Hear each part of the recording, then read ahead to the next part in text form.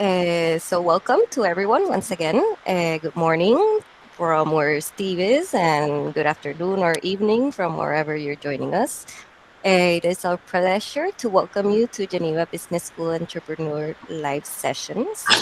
Today's session will be led by our very own faculty member, Antoine Delmas, and it will be an interactive Q&A with a very special guest speaker and the father of modern entrepreneurship, Mr. Steve Blank. Antoine and Steve, the floor is all yours. We hope everyone enjoys. Okay, Great. Thanks great. for having me. Thank you, Paloma. Thank you very much for Steve being here. I'm super excited about this. This is for me. I don't know if I would say bucket list, but I think it's getting there. So I'm super happy about that to have you, Steve here with us and to the university. So Steve, yes, as Paloma was saying, we called the father of modern entrepreneurship, which is quite of a title. One of the guys behind the Lean Startup movement with Eric Ries. You've created as well the Lean Launchpad, which is the entrepreneurship methodology which you use in universities for students as well to be able to develop the products. Where you're mixing three different methodologies, right? The Lean Startup, Business Model Canvas, and customer development, which you created. You have written many books as well, and you do have an amazing, I have to say, web page full of information, resources, which I invite everyone to check because it helped me. It helped me a lot. But just a little thing here. I think it's why is it so important for me? Why is it so important for me to have you here? Is that you literally changed my life as an entrepreneur about 8 years ago when I read your book, The 4 Steps to Epiphany. This was really a really important pivot for me.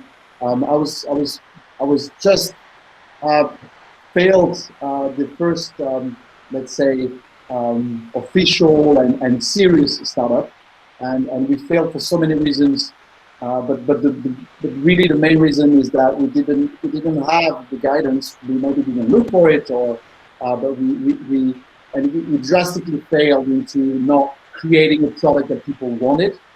And then I read the Lean Startup, and then I read your book, and it was just an enlightenment, right? Because it was such revealing about everything that we didn't do and we needed to do, right? So and it was really a manual, so it's very actionable items, all the steps that you have to take, and all the customer development that you created. So this for me was really a turning point.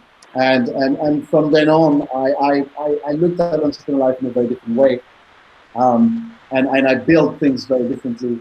And I've been continuing, and this is what led me to teaching as well, and teaching Lean Startup, teaching those methodologies.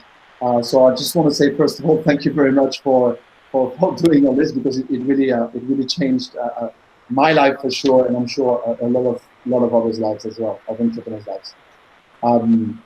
So well, thank you. I hope I'm right. Well, so far you've been, yes. So far you've definitely been. So yes, it did work. So at least you know that from me. So welcome. Thank you very much for being here. For the ones who don't know you too much, how would you describe you? How would you present yourself quickly? How would you describe yourself? Well, currently I teach at Stanford University in the engineering school, and for the last 20 years, I guess I describe myself almost as an academic, but I've had a couple careers. I started, my first career was in the U.S. military during Vietnam, and then my next career was as a serial entrepreneur. I did 8 startups in 21 years in Silicon Valley as a practitioner. And then I started thinking, I retired at 45, and then started thinking about innovation and entrepreneurship. And as you mentioned, to help develop something called the Lean Startup method, methodology of how to think about building new ventures. And then in between that, I was a public official in California here in the United States. So I guess I had a public service, military career, public service career, entrepreneurship career, and now as an educator. Which just all of that kind of adds up to, as my mother told me, I'll never hold the job, and I guess she was right. I constantly change careers, but it's all been kind of fun. And my best products, actually, and the best things I've actually built were a family and 2 daughters. So it's been a great run so far. I can't wait to see what I'm going to do next. That's great. I love the $2 thing. I can relate to that. I have a 2-year-old one, and it is the most interesting project for sure. Okay, and all right. So you've taught entrepreneurship to a lot of people. You've been surrounded by, I don't know, hundreds, maybe thousands of entrepreneurs along the years. And I want to start this with the myth that we may have as entrepreneurs. What have you seen in all these entrepreneurs when they were starting projects? What were the myths that you keep hearing from these people? Were there any myths that you were hearing about? What it is to start, the objections about starting a startup, and all of this. There is some things that keep coming back. Well, give me a for example. What do you have in mind? Well, I think that a few ones that I can think of is that people are a bit take a step back when they think they have to start something, and suddenly they think, okay, I need a lot of money to start, for example, or I need to just work on this 24/7 right from the start, or I need to have the perfect product. This kind of objectives. Got it. Well, it's one of the great things about being an entrepreneur, if you really kind of get excited about something, is that on day one, you're incredibly passionate to take your idea and make it real and get it out to the world. And so, particularly if you're a technical person, you want to just build it, because the first mistake that gets made there is your passion convinces you that not only do you understand implicitly a problem or a need a customer has, you also believe that you understand the complete solution that they need. And so you've kind of skipped the step of testing. Kind of the fundamental question is this a problem someone really has that they think it's important enough or fun enough or interesting enough to want to buy or use or play or something else? And if so, is this the right product that will do that with the right features or the right pieces that make people excited? And that's kind of the primary mistake that founders make. And it is it's not a silly one, because again, passion about building something makes you, like an artist, want to express it and bring it to fruition or bring it to market as soon as possible. The second is when I build it, people will just come, and I ought to make sure that I have a big office so I could put all the bags of money that will immediately come when I build all the features and that's almost always wrong, because what I have found is, as passionate as you are, you can't pre-compute all the customer needs or wants or desires by sitting in your dorm room or office or building. And that was one of the first principles that changed entrepreneurship. The observation is there are no facts inside your building, so get the heck outside. Well, that seems obvious. It's not obvious if you're a passionate entrepreneur and think you have an insight, because, almost every founder believes they're a visionary. That is, they believe they see things that other people don't. We have enough data now, after funding startups for 75 years, to discover that most founders are actually hallucinating. They're not visionaries. There are a couple that are, but they actually are seeing things that aren't there. And so this idea of customer development and the lean startup was a way to kind of reduce these early stage risks to startups and replace all the faith with facts as rapidly as possible. So that's a long answer to your short question of the biggest thing, biggest myth is that just because I believe, then it's true. No, if you believe, it might be true, but we might want to test some of those assumptions. Yeah, makes total sense, and definitely the startup is definitely the way for that. When I look at students, so 20-year-olds, 22, 23, 24, 25, I see a lot of students that want to be an entrepreneur, right? That want to build their own products. I think we have much more of that today than we had before. But as well, I see blocks. I see blocks. And I see that they want to, and maybe they have ideas, but somehow it's very difficult for them to start, right? Because we kind of fed with the idea that it's all or nothing and all these things, and I think that sometimes they have all this image that maybe they need to do a lot of very specific things that maybe are not the right ones, and I think we do. There's quite a few, and especially in students, we see a lot of students that are not moving forward with their ideas. Is this something that you've seen in all your path of entrepreneurs, seeing young people that maybe are we losing entrepreneurs to that because they're not starting, or they don't have they lack something, or what do you think about that? I think the first thing is that, defining what an entrepreneur is. A lot of entrepreneurs think that you need to become Google or Facebook or whatever on day one, and that there is no other form of entrepreneurship. And so the first thing I ask people to think about is, what's a startup and what's an entrepreneur? And you kind of build this model that says, no, they're not all the same. So, for example, where I live, next to the ocean in California, there are people who like to surf on the water, and they like to surf so much that they literally would do nothing else. But they have to eat, and so they have to make some money. So they put up a sign that says surfing lessons, 10 a.m. to 11 a.m. And they make enough money, and then they could surf all day. Well, these people are entrepreneurs. But they're basically lifestyle entrepreneurs. They have a job and they run their own business, but it's to kind of finance some other passion. But I want to be clear, they are entrepreneurs. Yeah. There's another category of entrepreneurs. So first one was a lifestyle to support something else you want to do.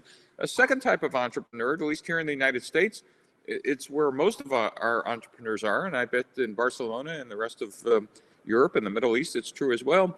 These are small business entrepreneurs, people who build a restaurant or a web design company or something else that is a business that could support themselves and maybe an extended family.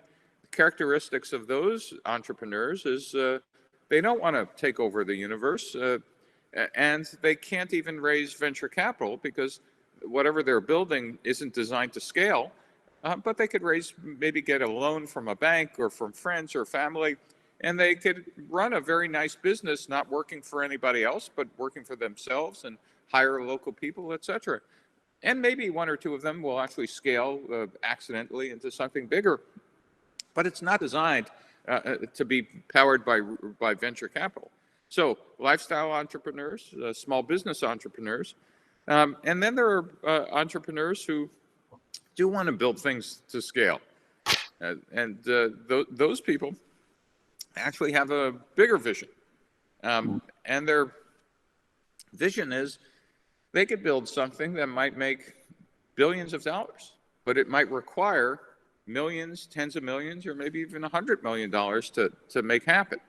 Well, all of a sudden, you need both capital, that is money to fund this growth, and you need different kinds of people to build it. It's not just hiring your friends or family or even people in your local neighborhood. You need to attract the best and the brightest in the world to work on your projects. those are scalable startups. Those are ones that are designed to scale on day one. And most importantly, big idea is that the returns to the investors are obscene. Meaning, no, if I give you $1, I don't expect to make $2. If I give you $1, I'm hoping to make $100 or $1,000. Those are scalable startups. Require different ideas, different people, different capital. And then, and by the way, that's when we talk about startups and entrepreneurship, most people focus on that, but I just wanted to remind you, there are lifestyle entrepreneurs, there are small business entrepreneurs, and then also inside of companies, there are obviously people trying to do innovative things inside of an existing organization, which is even harder than being a startup outside. And then there are social entrepreneurs who want to build NGOs or nonprofits. So to answer your question, you first have to decide, who are you? Who do you want to be? Because the people you hire, the money you raise, the goals you have are completely different for each one of them. And the skills required, well, some of them are the same. Some of them are quite different. So I'm not sure I answered your question. I don't even remember the original question. But I wanted to give you this framework. Yeah. And all the people listening, and it's okay to be one or the other. And by the way, you could start being a small business entrepreneur and decide you have a big enough idea, or you want to scale, or you decide you thought you wanted to be a scalable startup, but actually you're quite happy, making what you could make as a small business entrepreneur. Or you could decide some part of your life you want to give back to your community or country or God, and you want to be a social entrepreneur. There's nothing that says you're born into one and can't move into the other, but you do need to understand the difference. Yeah, no, definitely. No, thank you. Thank you for this. Makes total sense. When we look at entrepreneurship in education, you've worked a lot with this as well.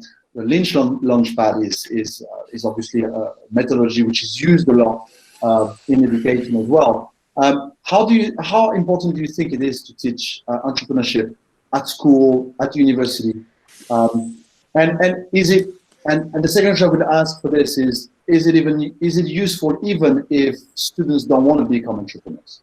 So yeah, that's a great question. And after I was an entrepreneur myself and started teaching, one of my friends said, "Steve, you were a born entrepreneur. Yeah. You can't teach this." Did I lose you? No, I'm here. Can you still hear me? Yeah, we can hear you. Yep. You were a born entrepreneur. You can't teach entrepreneurship. And I went, well, that's interesting because I am teaching it. And it made me think about, how is it that we teach this? And what I finally decided is that founders of startups, are closest to artists than any other profession. And that's a big idea.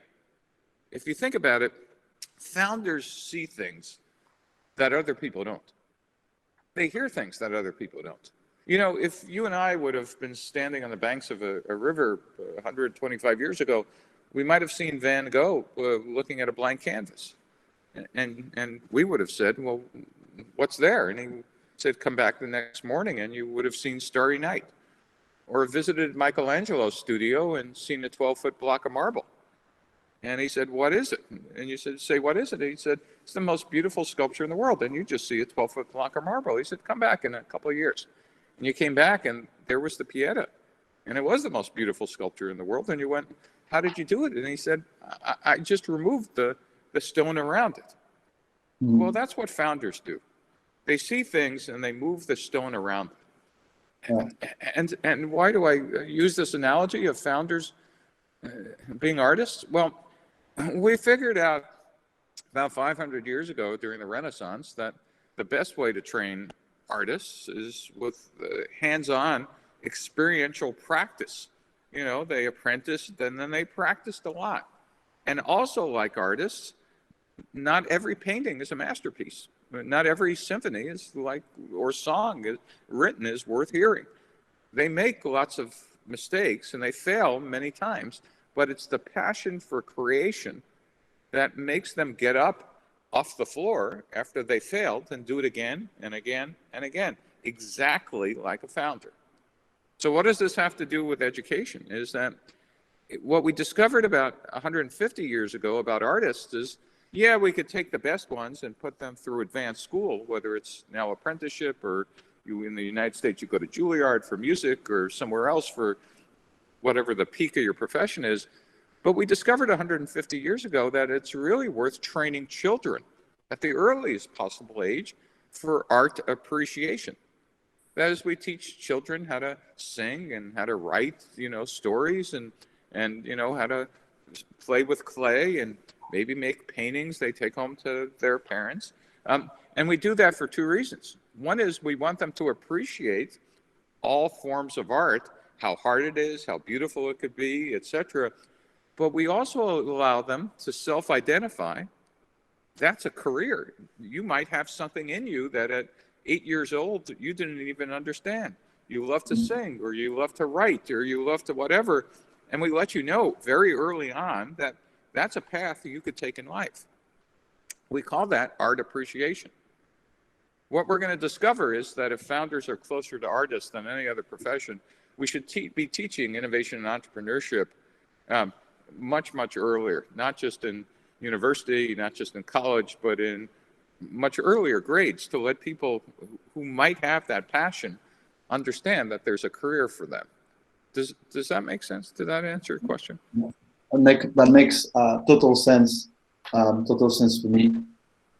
I think now that there is a downside to my theory here. That is, if you think about it, for those of you who have ever seen a great artist or known a great painter or singer or somebody else, you know that you might, even with 10,000 hours of training, you might never be that person. Because some of those artistic skills are innate, that is hardwired.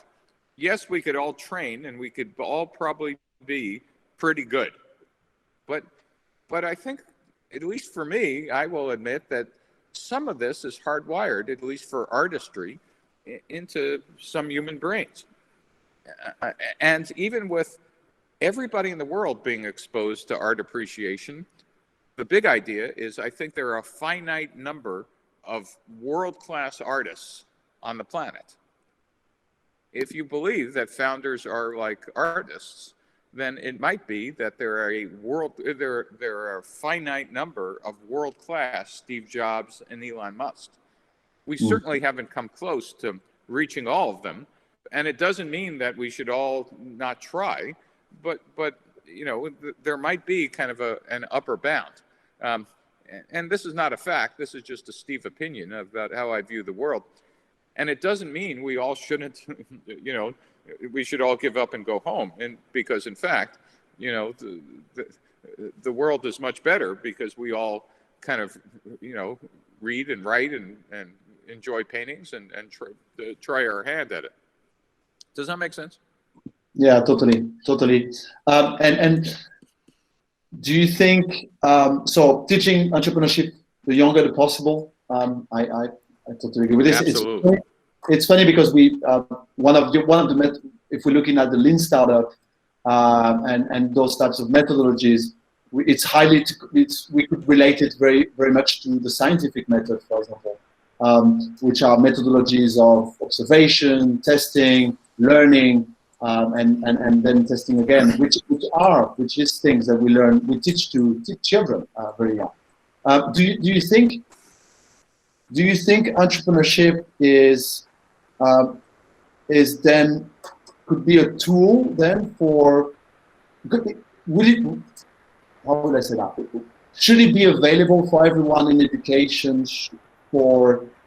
So anyone could have access to these tools, whatever choice of whatever path they take in life, whatever they want to go. If they don't want to be entrepreneurs, whatever, it doesn't matter. If they want to have a career, do you think entrepreneurship should be as we learn mathematics or philosophy or all the subjects, should it be implemented like that in school? So it's a tool and we can use it. Yeah, I think the short answer is yes. The longer answer is, confusing the skill sets that that we teach founders and entrepreneurs, with the word entrepreneurship. That is, I think the teaching those skill sets are critical. Calling them entrepreneurship will probably scare off 90% of the people who need the skills, who may not want to start a company. But in fact, this idea of getting out of the building and testing your assumptions, in a world of fake news and disinformation and whatever, teaching critical thinking and how to actually test ideas and assumptions and et cetera. You don't have to be an entrepreneur to need that skill.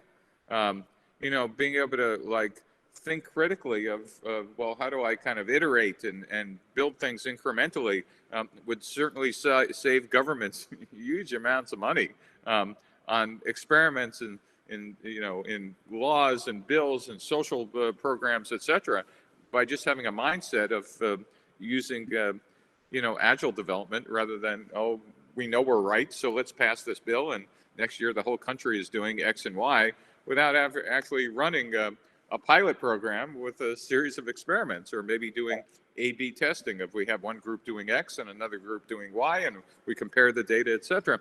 I think calling them startup skills or might confuse people. Calling them skills needed to operate in a 21st century world is probably applicable. Does that make sense? Yeah, totally. And problem solving as well. If you're looking at looking at all that. All the origin of finding a solution to an existing problem. If we dive into really about the process, the methodology, statistics show that more or less 40% of startups fail because of no market need, which basically means that we're building products that are not really solving a problem, so people that don't actually need them, right?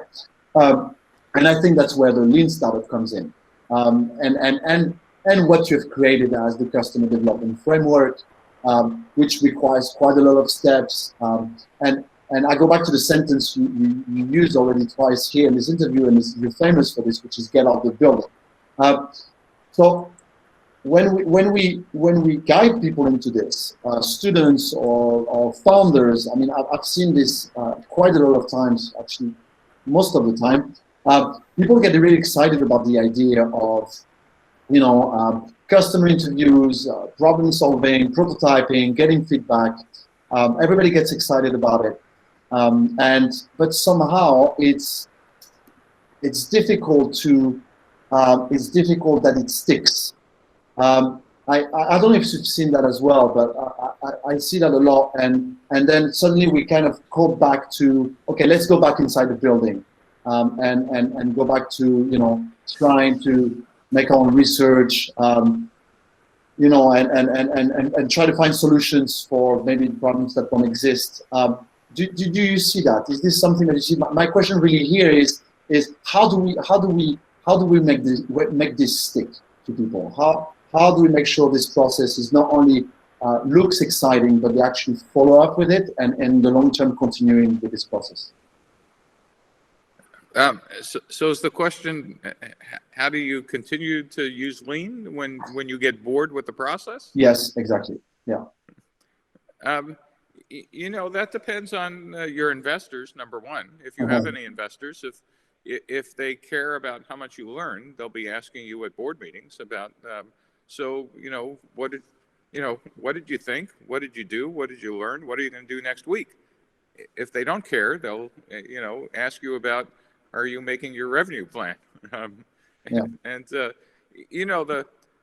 This lean methodology isn't technically hard. There's no math involved. It just requires some discipline of being able to and be interested about what do customers think and how are they responding, and do the numbers and the data actually say we're doing what we think we should be doing, or do we have, there's a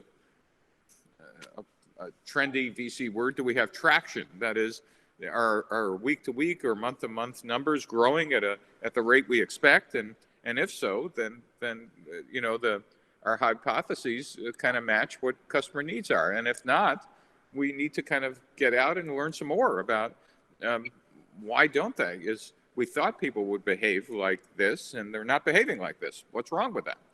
In the old days, when that happened, by the way, when the results didn't match our plan, and this might be like unbelievable to people under a certain age, when the results didn't match the plan, instead of saying maybe the plan was wrong, we would fire somebody.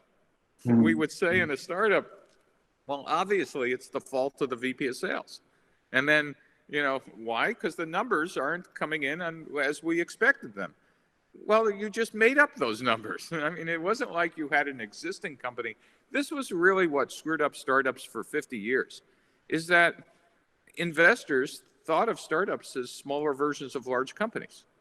Well, of course they weren't smaller versions of large companies. Large companies got large because in their early days, they figured out who were the customers, what they wanted, who were the competitors, how to price things, etc. But a startup knows none of that. You have a series of guesses, but you're still searching. And so the distinction was that large companies execute known business models and startups search for them. But the mistake we used to make is when the results would come back and didn't match our initial guesses, we would say, must be the fault of a salesperson. Boom, fire them. And when that didn't work, we'd fire the VP of marketing. And when that didn't work, we'd fire the founder. Never once would we say, maybe our guesses, and we would never call them guesses because we wrote them down in a business plan. We thought they came down from God. And more importantly, if they got funded by someone, they would say, well, there it is. It's in the book. This is what we gave you money to go do. Never once thinking, seriously, we never once thought that maybe those assumptions that we started our business on were wrong. The whole lean methodology turns that on its head. It just simply says all you have on day one, I don't care how smart you are or, everything about your business model is just a series of untested assumptions, guesses, hypotheses on day one. And let's go validate them as quickly as possible because the goal is to build a repeatable and scalable business model. If you think about it, a startup is nothing more than a temporary organization designed to build a repeatable and scalable business model. That's the definition of what a startup is. Eventually, the goal of a startup is to become a large corporation that can just execute repeatedly. But on day one, if you hired 50 salespeople, the odds are that those 50 salespeople will be out of a job within 6 months because you have no clue what it is they're selling. You think you do, but the odds are probably not. Does that make sense? Yeah, totally. And when we look at what you using the word testing and one of the big assumptions is that you have to be a big risk taker. You have to take very, very high risks. But the lean startup methodology of lean startup help us to de-risk ideas right from the start. But what does that mean exactly? What does an entrepreneur, an early stage, should do to be able to not take so many risks and to be able to de-risk those ideas? What does it exactly require to do? Yeah, well, there are two ideas embedded in here, and I want to separate them out. One is, a founder, and you keep using the word entrepreneur, and I keep using the word founder, because they're very different. And let me give you, I kind of like taxonomies. That is the way to put things in buckets, or else my head explodes. I gave you one about the types of startups. Let me remind you about the types of entrepreneurs because they're also not the same, right? Founders are very different than anybody else in a startup. It's a big idea. Founder is the one who comes up with the idea and raises the money, period. End of discussion, right? Then there are early employees. These might be kind of the apostles who follow the founder, and they are also taking a risk. There's no money, there's no customers, there's no whatever, but it's not their idea, and they're not the CEO, and they didn't raise the money, and but they might be the first 5 or 10 or 20. And then after that, after you maybe have some inkling of product market fit, that is, you kind of maybe have some early product out there, other people will follow, and then there's another wave of people when you actually have raised some money, etc. But I talk about founders. Founders are the ones who, as I said, see things that other people don't, take risks that other people don't, and more importantly, are comfortable operating in chaos and uncertainty. This is a big idea. Yeah. And I don't mean this as to knock anybody else's career, but accountants don't run startups. I'm going to say it again. Accountants don't run startups. Crazy people do. And what I mean by crazy people is that you will go to work in a startup and nothing will be the same from day to day or hour to hour. If it is, you're not running a startup because you're operating in extreme uncertainty. And you have to be prepared to deal with that emotionally. And if that's not how you're wired, then it is a very bad place for you. Not because you're not smart or good or whatever, but I keep going back to startups are not for normal people. Normal people have good jobs. They work for the government or a big company or somebody else where there's predictability from day to day. A startup is a completely unpredictable event. And now back to the second part of your question, which is what the lean startup tries to do is somehow bound that unpredictability with a methodology, with a what do you do when you show up at work if it's so unpredictable? And it basically says a good part of that unpredictability is about, well, how do I know if what I'm building is right? And how do I know how to get early customers? And how do I know how to price this thing? The lean methodology simply puts a framework around all of those things you're trying to answer. But it doesn't remove the craziness of you and your co-founder got into a fight, or your biggest customer decided to change their mind, or your investors have pulled their funding, or something else, or a competitor just came out with a better product. Well, the lean methodology provides a way to kind of test your ideas rapidly with using limited dollars, limited resources. It doesn't solve that rest of that chaos around you. That is the nature of innovation and entrepreneurship. And just as an aside, and again, this is not a requirement, but I have noticed that CEOs, founders who come from dysfunctional families have a emotional advantage for the first time in their life in any career. Why? Because they actually grew up in the world's cruelest training ground of having to survive, and those with the brain chemistry that were able to shut down everything but that needed for survival was actually what you need to survive in an early stage startup. I think I answered your question. Yeah, entirely. And so if we dive into the mindset and maybe personality, I don't know if this is the right word, but mindset definitely is, the founder mindset. You're using this example of dysfunctional families, they're emotionally more prepared because they've experienced somehow maybe this chaos and uncertainty before. Do you think there is, after seeing so many entrepreneurs, after so many founders, and do you think there is a specific mindset? Do you think there is something that we need to have to be able to lead that life and to be able to create successful startups and to be able to survive it, right? And to go through all these ups and downs, emotionals or others. Do you think there's a specific mindset? And do you think we can learn this? Well, as I said, I think I just discussed, it's somewhat different in an NGO or social startup, but if you're building and certainly different in a lifestyle and small business startup. Mm-hmm. So again, let's figure out which type of startup we're talking about. But if you're building something that takes venture capital or angel funding, and you want it to scale, then yes, you have to, again, if you're the founder, not employee 45, it will just look kind of chaotic to you, but you need to have a mindset of you're agile, you're tenacious, you're curious, you're resilient, you're passionate, you're driven, etc. A startup is not a job. It's a big idea. You should all write this one down. A startup's not a job. It's a calling if you're a founder. It's a calling.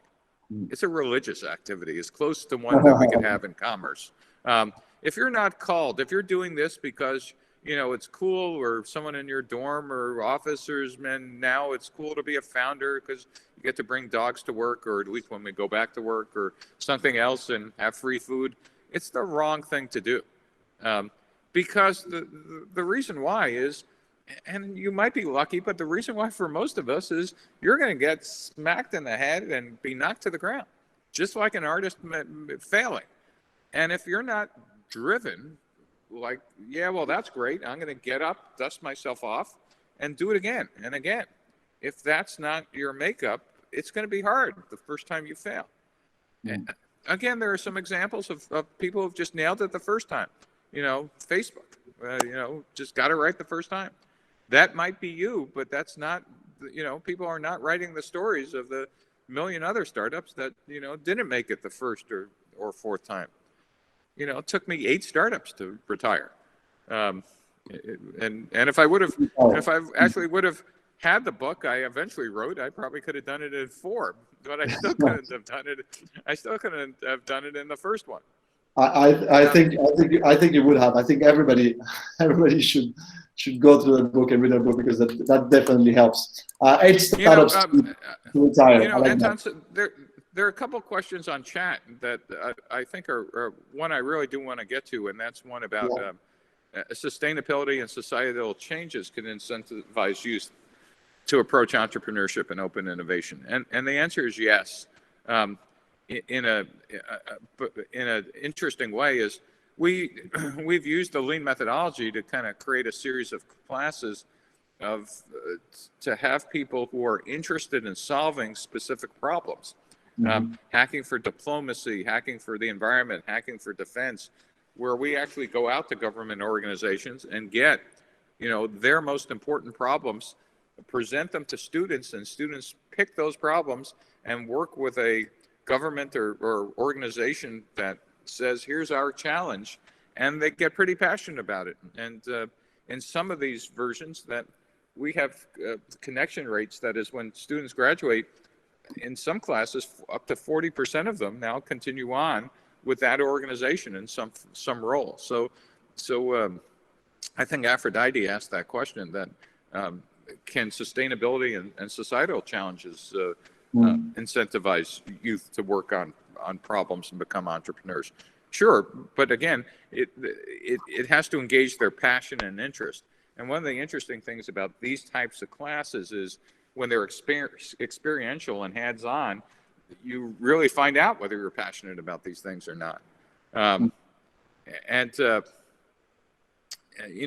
someone asked the question of, should we prioritize social impact rather than just making money? Again, it depends what your passion is. You can't assign passion. Passion is not like an assignment. Here, be passionate about, decarbonizing the environment. Well, if I'm not passionate about it, I'm not going to give you all my energy. But if I am, I certainly will. I think we could educate people about the different problems and opportunities and see if we could inspire passion, but we can't assign passion. And that's a key difference, is understanding how you inspire versus how you assign. I think that's the difference. And by the way, if any of you have more questions, put them in the chat. In the chat, yes, and we will review them. Talking about social entrepreneurship, so do you see that as something which is growing a lot? Do you see that around you? Do you see more people interested in this? And are we going into that direction? Well, I think I think the passion for social change has been around forever. I mean,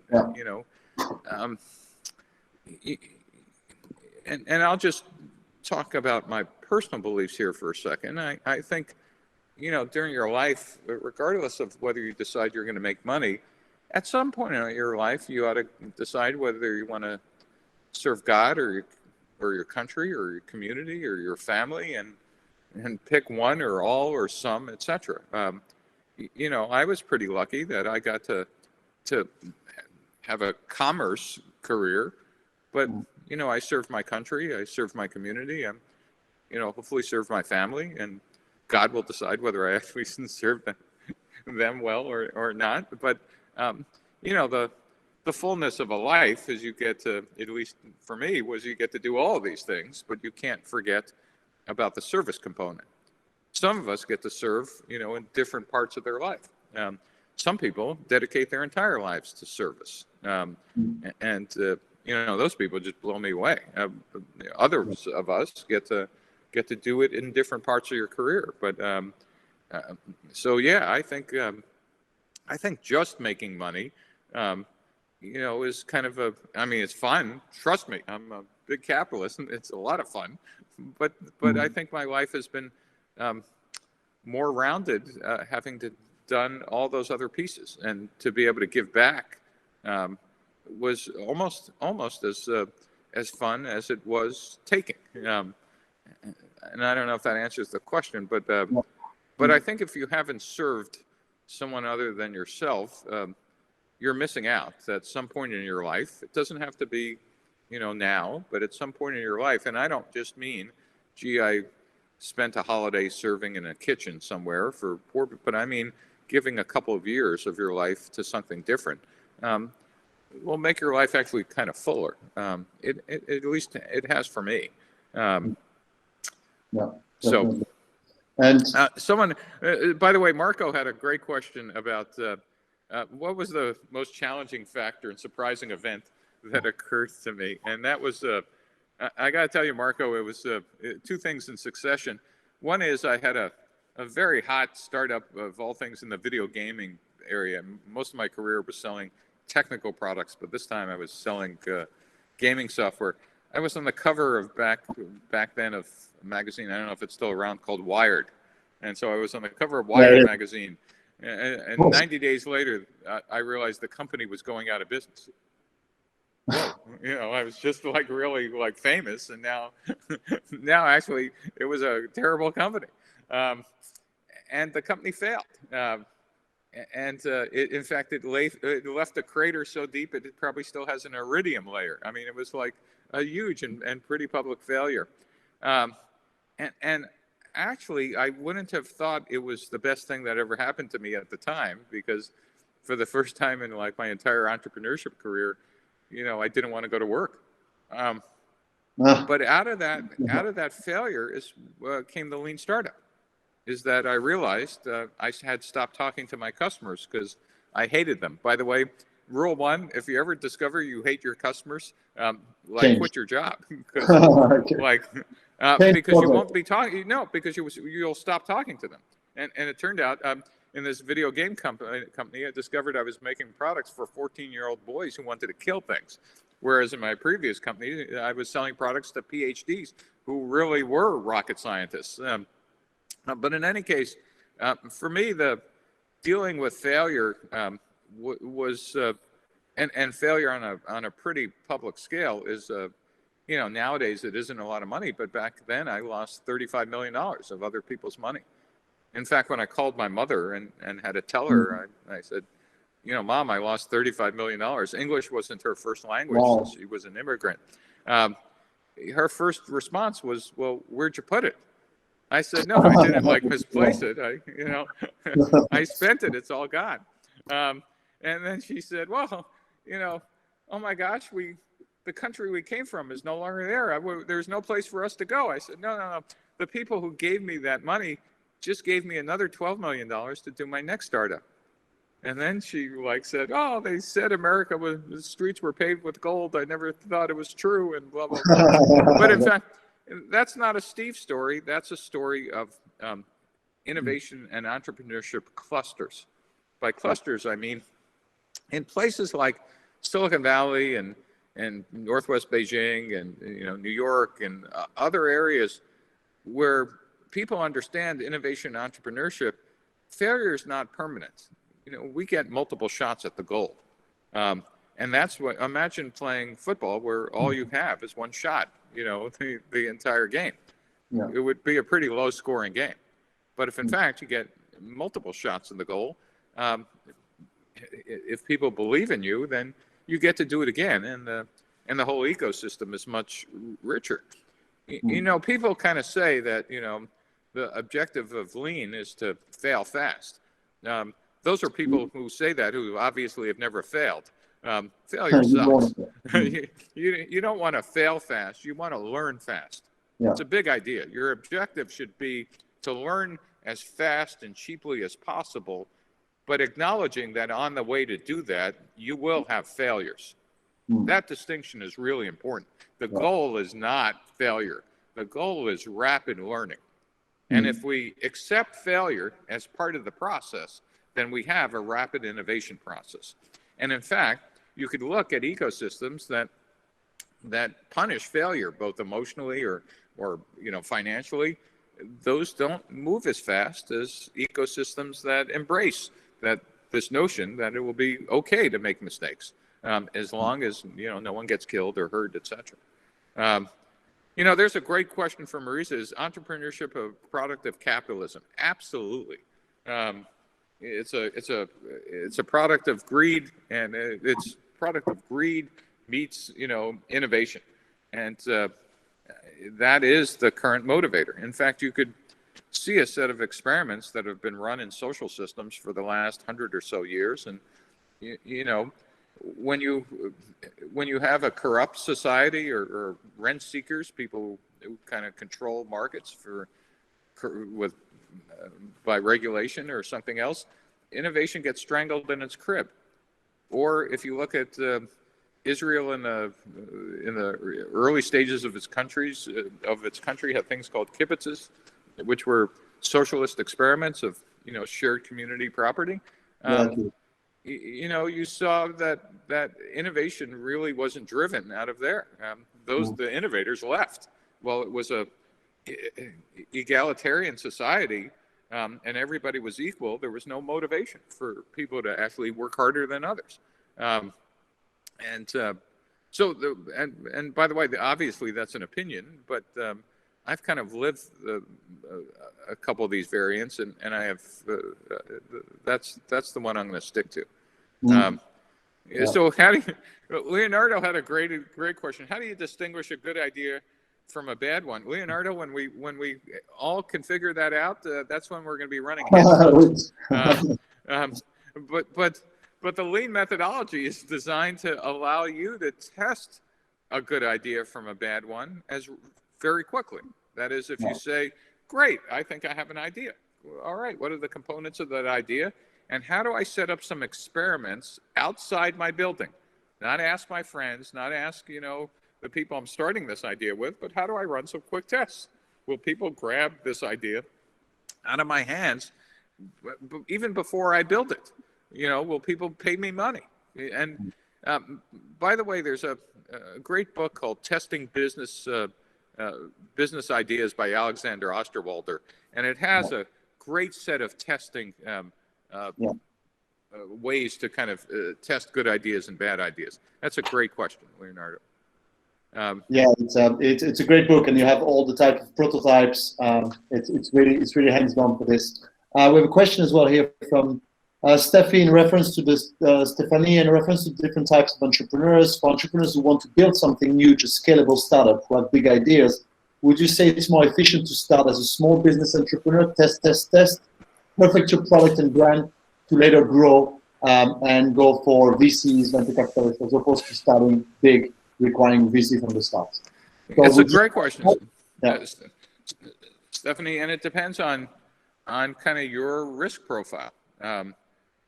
You know, is how are you measure efficiency? Is efficiency, you know, the least amount of money spent, or is it the least amount of time spent? So you could spend the first 3 years perfecting, you know, something as a small business, and then, you know, try to raise venture money and find out it's not fundable or it doesn't work at scale, and you've now spent 6 years doing that. But at least, you know, like you've practiced. Or can you kind of swing for the fences and try to scale it as early as possible? I'm going to contend that there is no right answer, and I'll give you a very specific there is no right answer. I did a company once with a chip company, a microprocessor company, with co-founder, and you know, he kind of got fired out of his own company, and his next company, he swore he was never going to raise venture money, so he got money from corporate partners, and the idea didn't kind of work. He was way too early, and he raised literally maybe $100 million or more, and then had to fire everybody. But he kept at it. It was him and 3 people for, like, you know, not only 2 years, 4 years, 6 years, 8 years, 10 years, 12 years. Literally, he was at the same idea for 12 years. You know, everybody who saw him around town kind of, like, you know, would cross the street because they, you know, he had this crazed look on his eye. He wasn't going to give up. By the way, in the middle of, well, he was doing that one thing for 12 years, not giving up. I had done 4 startups. You know, 2 of them failed. 1 did okay. Another one was great. But I had a very different model. My model was, well, you know, I was going to give it 3 years. That was my number. My number was 3 years. Mm-hmm. His number was 12 years. And I thought he was crazy. I mean, and by the way, I wasn't the only one who thought it, but I thought he was crazy. One day, and I won't, you'll laugh, but I was reading the Intel annual report. Intel, a big microprocessor company, and I was reading the financial pages in the back, tell you what my reading habits are like. And in the Appendix G, footnote 42, was a patent settlement with my friend's company for $450 million. Wow. After 12 years, he made more money than I did in those 4 startups. But he had to spend 12 years doing that. I, in the meantime, had done 4 different startups. Who made the right career decision? For me, there was no way I would have done what he did. I couldn't have done it. I wouldn't have had the stamina, and like, you know, on the other hand, for him, that was exactly, he wanted to prove everybody wrong, and he eventually did. So back to Stephanie, it's a great question, but it really depends on you, the amount of time, the amount of risk, the amount of whatever you want to take. And so you'll get lots of opinions, and mine is, there is no right answer. But I tend to think that in the time when capital, that is money from investors, is almost free, which is kind of like now, I would be running experiments on other people's money as fast as I can, rather than trying to perfect it so it's right by the time it scales. But that, again, has to do with your personal risk profile. But I would tend, if I was your advisor, say, well, what if you could somebody would give you a check for a couple $1 million today? Would you try it? And if the answer is no, then you probably don't want to be a scalable startup. You probably want to reduce risk to 0, and that will never be the case, even if you run it as a small business, because the risks are completely different at scale. Does that make sense? Yeah, I think it's a very good advice that you just give at the end here. Yeah. This has been a great hour. I had fun. Very good. Thank you. Yes, it's 7:30 already. Perfect. All right. Okay. Thank you very much, Steve, for being here. It was great to have you answering questions, and great that you could answer some questions of the public here as well. Yes, thank you very much for being here, Steve. It was a pleasure. It was a real pleasure. Great. Thank and you. I have a webpage, as you mentioned, called steveblake.com. There's a lot of categories on the left. You could take a look and see if there's any answers to your questions there. So take care, guys. Yeah. Thank you very much. Hope to see you in Barcelona or wherever you are. Yes. Thank you. Have a great career.